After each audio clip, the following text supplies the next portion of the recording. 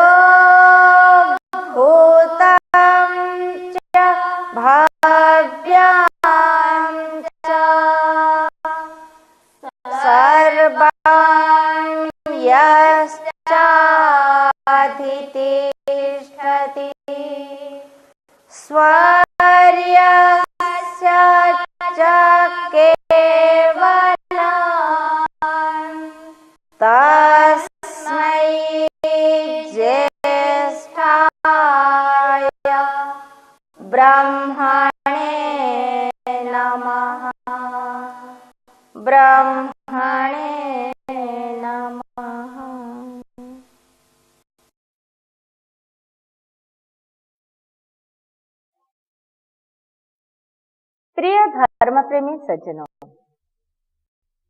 संसार में जब समस्त प्राणी सर्वदा सर्वकाल में केवल मात्र सुख शांति आनंद को ही चाहता है, कभी भी दुख को नहीं चाहता। इसलिए ये निश्चित है कि वो दुख से छूटना चाहता है। तो न्याय दर्शन शास्त्र के जो रचयिता है वह गौतम ऋषि है। गौतम ऋषि ने इस संसार में दुख से छूटने का बड़ा सुंदर उपाय बताया। वेदों के आधार पर वैदिक संदेश दिया है। आप सब भी दुख से छूटना चाहते हैं, हम भी दुख से छूटना चाहते हैं। कौन संसार में दुख पाना चाहता है? कोई भी नहीं चाहता।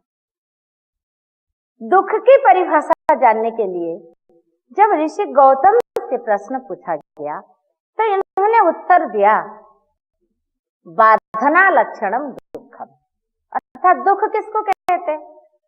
जिसमें बाधा होती है, जिसमें पीड़ा होती है, जिसमें कष्ट होता है, उसी का नाम तो दुख है। तो व्यक्ति उसी दुख से ही छूटना चाहता है। और दुख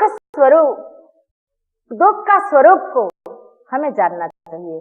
दुख और दुख का कारण, सुख और सुख का कारण, ये दोनों चीज हमें जानना चाहिए। तो जब हम दोनों को जान जाएंगे तो हम एक से छूट सकते हैं और दूसरों को प्राप्त कर सकता है। इसलिए हमें इसके स्वरूप को जानना बहुत आवश्यक है। तो हम जब इसमें विचार करते, चिंतन करते हैं तो हमारे सामने ऋषि मुनियों का चिंतन विचार जो है सामने आता है। वेद का चिंतन हमारे सामने आता है। हमें बताया गया है कि सत्चित आनंद स्वरूप ईश्वर है, जो सर्वदा सब काल में जिसका एक रूप रहता है, समान रूप रहता है। इसको समरस कहा गया है, अखंड रस कहा गया है, एक रस कहा गया है। वह परमपिता परमात्मा है। और उस आनंद की प्राप्ति के लिए जीवात्मा मनुष्य उससे प्रार्थना करता है, क्योंकि आनंद स्वरूप परमपिता परमात्मा ही आनंद देने में समर्थ होता है। इसलिए इस मंत्र में भी उसी का स्वरूप का पथ प्रदर्शन कराया गया है कि सुख प्राप्ति के लिए हमें उसी का नमन करना है, प्रणाम करना है। गौतम जी ने हमें दुख से निवृत्ति होने के लिए जो मार्ग बताया है उसकी चर्चा भी हम आपके सामने रखेंगे। इस मंत्र में कहा है कि जो भूतम च भव्यम च, जो पहले भी था, भूतकाल अर्थात अतीत काल में था, और भव्यम च, जो भविष्यत काल में भी रहेगा, और जो वर्तमान में भी विद्यमान है। ऐसा जो परमपिता परमात्मा है, जो सर्वव्यापक है, सब जगह विद्यमान है। संसार में कोई भी जगह खाली नहीं है जहां परमपिता परमात्मा ना हो। इसलिए वो निराकार है और वो सर्वव्यापक भी है, जिसका कोई आकार प्रकार नहीं है, जो सर्वशक्तिमान है, जो समस्त शक्ति का भंडार है। तो कहता है वो कैसा है, उसका स्वरूप क्या है, ना स्वर्यस्य केवलम, जिसका स्वरूप ही केवल सुख है, दुख लेस मात्र नहीं है। तस्मै ज्येष्ठाय ब्रह्मणे नमः, वही सर्वश्रेष्ठ ज्येष्ठ परमपिता परमात्मा सुख स्वरूप आनंद स्वरूप ईश्वर को मेरा नमन है। ये वेद के अंदर बताया गया है और ऋषि गौतम ने बताया उस सुख स्वरूप उस आनंद स्वरूप परमपिता परमात्मा को प्राप्त करना चाहते हो और दुख से छूटना चाहते हो तो उसके उपाय सुनो। तो कहता है क्या है उसके उपाय है, बड़ा सुंदर एक सूत्र बताया है। इस सूत्र को हमें याद रखना चाहिए। क्या सूत्र है, कहता है दुख जन्म प्रवृत्ति दोष मिथ्या ज्ञानानाम उत्तरोत्तरा पाए तदनंतरा पाया अपवर्ग। अपवर्ग कहते हैं मोक्ष को, छूटना को, मुक्ति को। तो कैसे हो सकता है, कैसे मोक्ष हो सकता है, तो बड़ा सुंदर ढंग से बताया गया। क्या कहते हैं कि सबसे पहले हमारे अंदर जो मिथ्या ज्ञान है वह हट जाना चाहिए। इस सूत्र में जो अंतिम चीज है, जो उत्तर है, उत्तर कहते हैं आगे की चीज, जो वो हट जाए तो इसके पीछे की चीज अपने आप हट जाए। तो कहता है कैसे ना, सबसे पहले मिथ्या ज्ञान हट जाए। मिथ्या ज्ञान किसको कहते हैं, उल्टा ज्ञान को। जो जैसा है उसको उस रूप में न जानना मिथ्या ज्ञान होता है।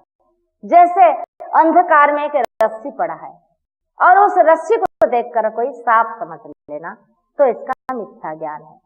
तो इस प्रकार से संसार में जो जैसा है उसको उस रूप में न जानने का नाम ही मिथ्या ज्ञान है।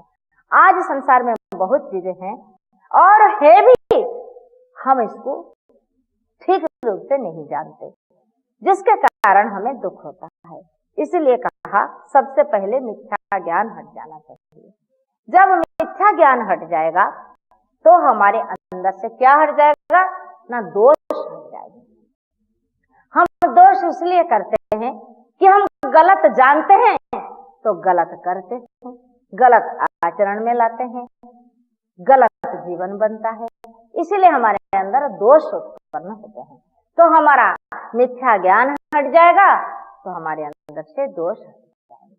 तो कहते जब दोष हट जाएगा तब क्या होगा ना, प्रवृत्ति हट जाएंगी। प्रवृत्ति हमें संसार की ओर ले जाता है, अवैराग्य की ओर ले जाता है, अधर्म की ओर ले जाती है।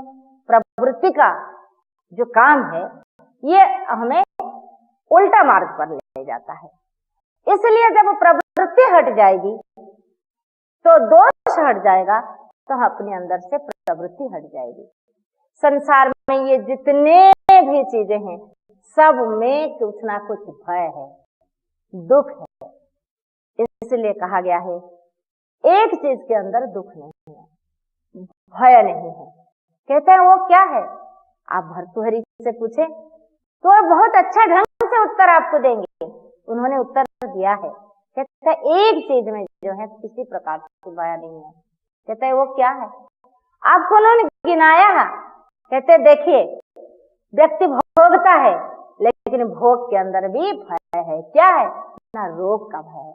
कहता है भोगे रोग भयम कुलेचिति भयम बीते नृपालाद भयम मौने दैन्य भयम बले रिपु भयम रूपे दराया भयम शास्त्रे वाद भयम गुणे खल भयम काये कृतान्ताद् भयम सर्वं वस्तु भयान्वितं भुवि वैराग्यमेव भयम्। इस सुंदर श्लोक में कहा है कि भोगे रोग भयम्। व्यक्ति भोगता है, बहुत भोगता है, खाता है, पीता है, लेकिन उसके अंदर भी भय है। किस चीज का भय है? कहते हैं रोग का भय है। कई बार चर्चा आती है कि लोगों को मिठाइयाँ बहुत अच्छी लगती है, रसगुल्ला बहुत अच्छा लगता है, लेकिन डॉक्टर ने कहा है डायबिटीज है, मीठा एकदम नहीं खाना। तो फिर हुआ ना रोगे भोग भयम्। भोगे रोग भयम्, भोग में रोग का भय हो गया। भोगे रोग भयम् कुले चित्ति भयम्। और कोई अच्छे वंश में उत्पन्न हुआ है, लेकिन उससे भी डर है कि कहीं मेरा वंश का बदनाम न हो जाए। और फिर कहा गया है कि वित्ते निर्पालात् भयम्। व्यक्ति बहुत धन कमाता है, इतना कमाता है, तो उससे भी उससे भय है। किस चीज का भय है? वो झूठ बोलता है, उसको इनकम टैक्स का डर है, तो इसलिए वो छुपाता है उसका धन को, बताता नहीं है। तो फिर कहा गया है कि कहते हैं और भी डर है। कैसे डर है? कहता है मौने दैन्य भयम्। कोई व्यक्ति चुप रहता है तो उसको लगता है लोग कहेंगे ये बेवकूफ है, इसे कुछ आता ही नहीं है, उसको तो चुप रहने में भी डर लगता है। और फिर कहा गया है वादे शास्त्रे वाद भयम्। एक व्यक्ति को बहुत अच्छा ज्ञान है, शास्त्रों का ज्ञान है, लेकिन उससे भी डर है। किस चीज का डर है? उससे यह लगता है कोई और मेरे से ज्यादा ज्ञानी आ जाएगा, शास्त्र को पढ़ने वाला, तो मेरे से आगे बढ़ जाएगा, तो उसको उसका भी डर लगा रहता है। फिर कहते हैं कि उतना ही नहीं, रूपे जराया भयम्।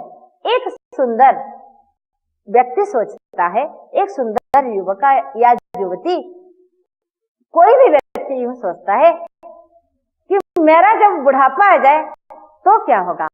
क्योंकि रूपे जराया भयम् का अर्थ ये है जवान लोगों को बुढ़ापा का डर है। क्योंकि जब बुढ़ापा आ जाए तो सारे बाल सफेद हो जाएंगे, चमड़ी भी खराब हो जाए और सारी सुंदरता खत्म हो जाए, तो उसको डर है बुढ़ापा की।